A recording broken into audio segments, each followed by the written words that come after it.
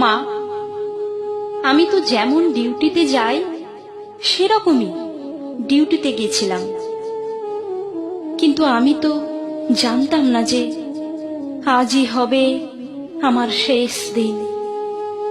আমি তো আমার জুনিয়রদের সাথে একসাথে কত গল্প করতে করতে রাতের খাবার খেয়েছিলাম। জানো মা, অনলাইন থেকে অর্ডার করে আনিয়েছিলাম আমার প্রিয় খাবারটা, ওটাই আজ খেয়েছিলাম। তখনও যদি একটু বুঝতে পারতাম এটাই শেষ খাওয়া, এটাই শেষ গল্প। ডিউটির বাঁধনে আমি যখন ক্লান্ত হয়ে গেলাম মা, আমার চোখ দুটো ঘুমে বন্ধ হয়ে যাচ্ছিল, একটু শরীরের ক্লান্তি মেটাতে গেলাম।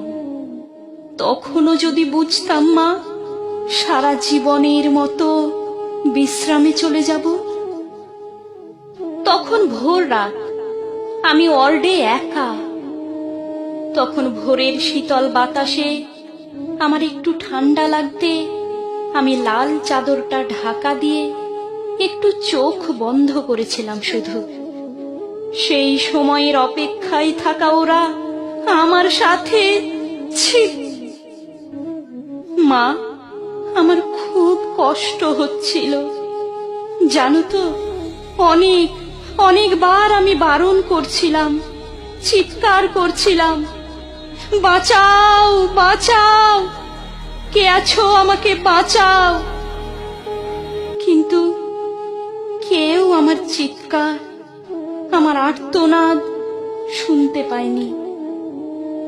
জানো তো মা, আর ওরা আরো পশুর থেকেও বিচ্ছিরি ব্যবহার করতে লাগলো, খেলতে লাগলো আমাকে নিয়ে ওরা। আমি ওদের হাতে পায়ে পড়লাম জানো তো। আমি এটাও বললাম যে আমাকে ছেড়ে দাও, দয়া করে ছেড়ে দাও, আমি কাউকে কিছু বলবো না, আমাকে যেতে দাও। কিন্তু ওরা আর আমায় তোমার কাছে একবার যাওয়ার সুযোগটা দিল না তোমার কোলে শেষবারের মতো মাথা রাখতে দিতে, দিল না শেষবার তোমার হাসি ভরা মুখটা দেখার সুযোগ, দিল না বাবার স্বপ্নে তার রাজকন্যার বড় ডাক্তার হওয়ার কাহিনীকে সত্য করতে।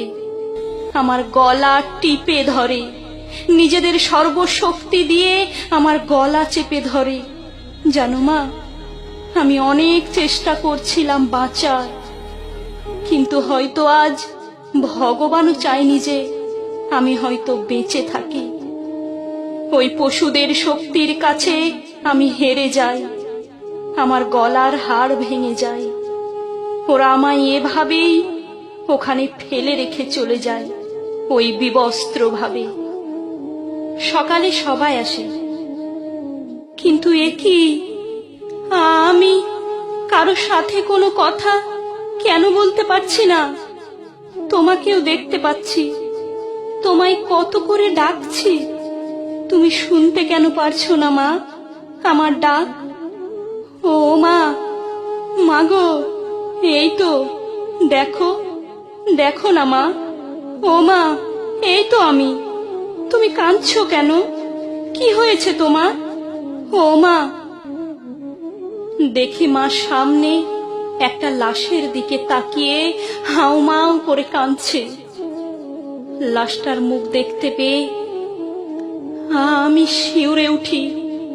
এ কি, এটা যে আমারই নিথর দেহ। আমি কি তবে মারা গেছি? আমিও কাঁদতে শুরু করলাম। সবাই আমার এই মৃত্যুতে শোকাহত। সারা দুনিয়া আমার মৃত্যুর ঘটনা আপাতত জেনে গেছে, সবাই বিদ্রোহ করছে, কিন্তু আমি আমার নিথর দেহর দিকে তাকিয়ে রইলাম। আমার শেষটা তো আরো ভালো হতে পারত। বলো মা, দেখো না মা, ওরা আমার মুখের, দেহের কি বিচ্ছিরি অবস্থা করেছে। দেখো মা, আমার চিৎকার করতে ইচ্ছে করছে, কিন্তু আমার আওয়াজ এখনো কেউ শুনতে পারছে না। আমি এতগুলো লোকের সামনে চিৎকার করছি, কিন্তু একটা কেউ আমার এই চিৎকার শুনতে পারছে না। কেউ না, কেউ না।